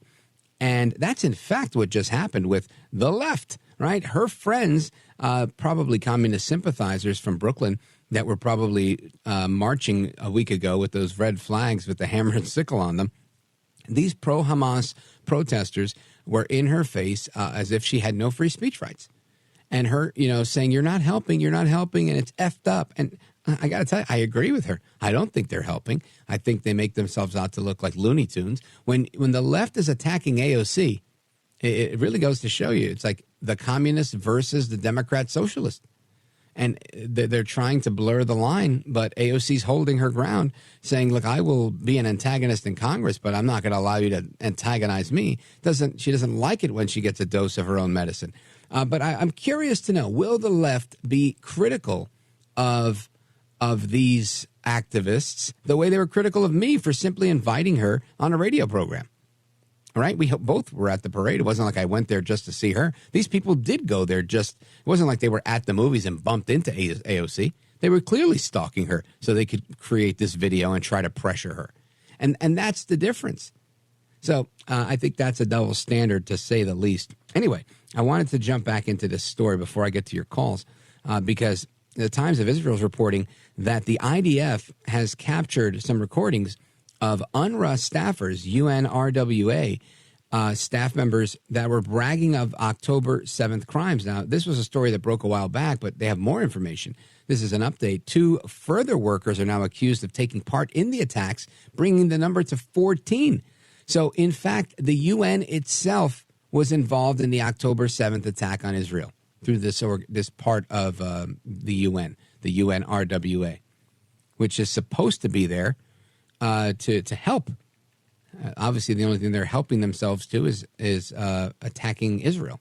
The IDF on Monday released these audio recordings that say it's incriminating 2 additional UNRWA employees who allegedly participated in the Hamas-led October 7th onslaught, bringing the total number of agency workers that Jerusalem says actively participated in the attacks to 14. Saying, I'm inside with the Jews. That's Madhu al-Khali, an Islamic Jihad terrorist who the IDF says was employed as a teacher in the UNRWA school. And that's what he's heard saying in one recording. How will you get home? He is asked in the phone call, and he replies with a laugh, when I die. Sickos.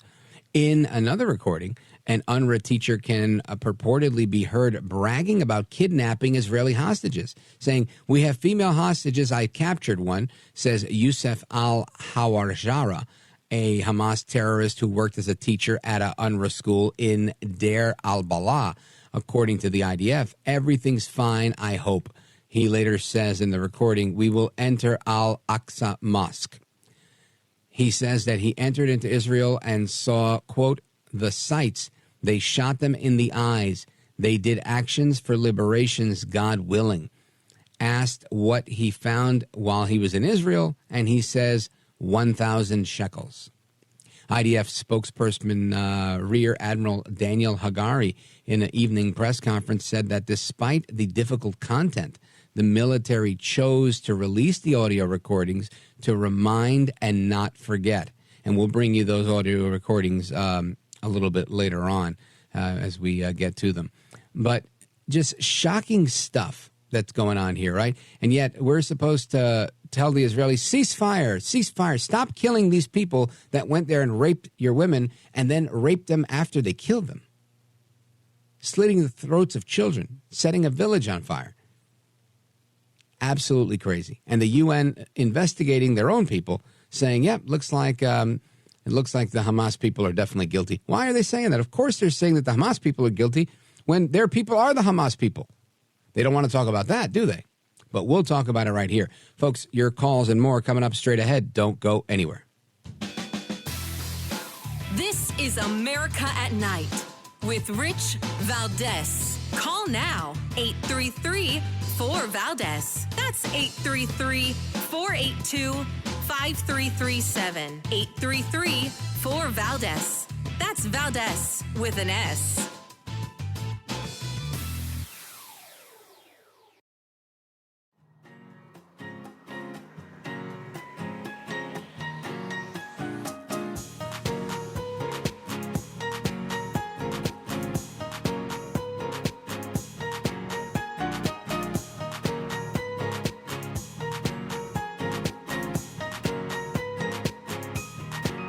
Congratulations on just an amazing show. I know you've worked so hard in the industry and nobody deserves it more than you do. So I'm happy to see you really succeeding here. It's awesome. America at Night with Rich Valdez. I read an article yesterday where it said this is one of the finest run campaigns that anybody has ever seen. That's pretty good, right? That's pretty good. It's really a statement. And we have no choice. Yeah, okay. You know, it is, okay. I will say that it is a decision that we revisit constantly in terms of the balance between allowing somebody to knowingly lie on your air about things they've lied about before and you can predict they're going to lie about. And so therefore it is just, it's irresponsible to allow them to do that. It's a balance between knowing that that's irresponsible to broadcast and also knowing that as the soon to be de facto nominee of the Republican Party, this is not only the man who is likely to be the Republican candidate for president, but this is the way he's running. Well, here's how we'll balance it. Yeah. Why don't we fact check the hell out of him? Yes, and we do that after the fact, and that is the best remedy that we've got. It does not fix the fact that we broadcast it. Isn't that something, right? We're going to silence your speech instead of doing our jobs and providing analysis. I don't stop Biden. I mean, I might occasionally, stop an audio clip to make fun of him, but I always pick it up right where we left off so that you can hear the full clip, and then I give you my spiel saying I think he's a liar. I think he's a liar because of this, that, and the other.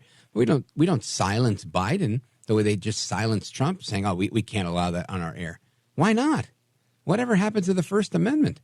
I think that's just so crazy because the job of the journalist, at least from my view, is not to determine what is suitable for you to hear, but to report what's happening and to allow you to make up your own mind about it. It's a novel idea, right? It's what I do. I give you my opinion. I give you the actual clip. You hear the audio clip. You make your own decisions. I give you my thoughts, and that's that. And then you call and you tell me your thoughts. It's a very nice system, I think. I don't understand. I wish they would allow calls into the Rachel Maddow show instead of the little cast of people that she's got there, where nobody can challenge her in real time the way people call me and challenge me in real time. I mean, most of you are fans of the program, and I appreciate that. I love that. But I never shy away from somebody who wants to have a discussion or an argument. Somebody tried to say that I do that the other day. I thought that was very disingenuous. It's not very true in any way. But anyway, before I get into that, I want to talk about some of the comments we're getting on social media. I also want to get to your calls. Let us go to Sarah, Bedford, Indiana, WBIW. Go right ahead. Well, what you have to remember about the left is that some people are more equal than others. So when it comes to war crimes against women, you know, during the 90s, when Yugoslavia broke up, we heard everything about Serbian rapists and Bosnian Muslim victims, and that was a big impetus for us to get involved. And yet, when Israel was invaded, and very clear evidence that the attackers themselves broadcast of the atrocities which they committed are somehow nebulous, and no one wants to really come out and condemn it, because it's not about violence against women. It's who the women are and who the attackers are, and the left has a little tier system, and I'm sure you're aware of that. And by the way, you do a great show, and you have given plenty of time for people who disagree with you, and you give them a lot of time to have a discussion with them. So I don't know where they get off saying you don't let people talk. Yeah, I agree with you. And I thank you for bringing that up, Sarah. And I think you're right. There's a hypocrisy of the left. And you're right, whether it's how they allow people to speak on their air, like Rachel Maddow just announced that she would censor this presidential candidate, or what they talk about with sexual violence, like you've brought up, and how we're seeing that the UN was complicit in these attacks. They're going to say, well, those are a handful, 14 employees. But, I mean, really, these are your employees. Right? If there were 14 members of the Biden administration that were involved in the human trafficking fiasco that's going on at the border, I think it's safe to say that the Biden administration is overseeing the largest human smuggling operation in human history. I think that's a fair statement. I don't think there's anything wrong with that. Fact check away. Do they work for Biden? Yes. Are they at the border? Are they derelict in their duty? Yes. All right. Sounds like it fact checked pretty well to me. Unbelievable. Let us continue. Doc, Wilmington, Delaware, WDEL. Go right ahead. Thank you, Sarah. I'm late in the show, so please bear with me, Rich. Thanks for taking my call. Yes, sir. I am sickened by the hypocrisy of the American left on Israel versus Hamas. To me, it's clear-cut who is committing atrocities. The Israelis are making accidents, and I'm against that. The atrocities are being made by Hamas against Jews in Israel. The American left is silent on it. It has to stop. Your thoughts, sir?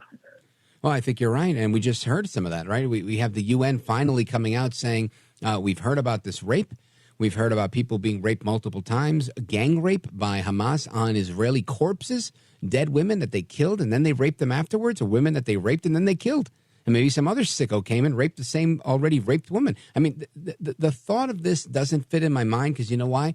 As much as I joke and I say I'm a Neanderthal, I don't really think I'm a Neanderthal. I don't. This is a very foreign concept to me that because I have beef with somebody, that I'm going to use Stone Age tactics of killing your women and children. And I understand war is war, and perhaps that's my naivete for never having served in a war. But I can tell you that I thought our conventional fighting was a little bit more civil. I thought the Geneva Conventions were designed to kind of mitigate these things from happening. And this is pure barbarism, in my opinion. And it's so sad. And I can't for the life of me just wrap my head around it. I don't think I'll ever be comfortable with the idea that it's okay to go rape people because you don't like them or because you're having a real estate dispute over land. It doesn't fit in my mind. Perhaps that's my own naivete. But, Doc, I appreciate the call. Big shout-out to everybody in Wilmington, Delaware, except Joel Baboso Biden, my least favorite neighbor of yours. Don't go anywhere, folks. We're coming right back. This is America at Night with Rich Valdez.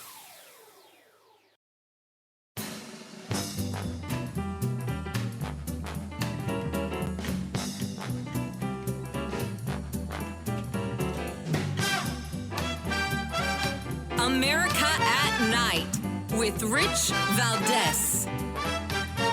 All right, America, welcome back. It's the speed round, so I want you to talk as fast as you can so you don't get cut off by the music. Let us go to Dan, Pittsburgh, Pennsylvania. You had a comment about AOC. All out crazy. Go right ahead. I changed my original topic to this because I heard you speak, and on Puerto Rican Heritage Day, I believe in my heart that you take it very seriously as a celebration and not to be a political campaign. Of course. So I applaud you for that. You're with your daughter, and and her goons or whatever she has, El Cockroacha. I'm like, she just bothers me completely. But I support you wholeheartedly. Well, thank you, Dan. I appreciate that. And exactly, it was done in that spirit of everyone being together on that particular day. But they didn't take it that way. So she got a taste of that here 5 years, 6 years later. Thank you, Dan. Big shout out to KDKA. Let's go to Michael very quickly. Pendleton, Oregon, KUMA, West Coast in the building. What are your thoughts on President Trump and Nikki Haley? Yes, Rich. Hey, good talking to you again.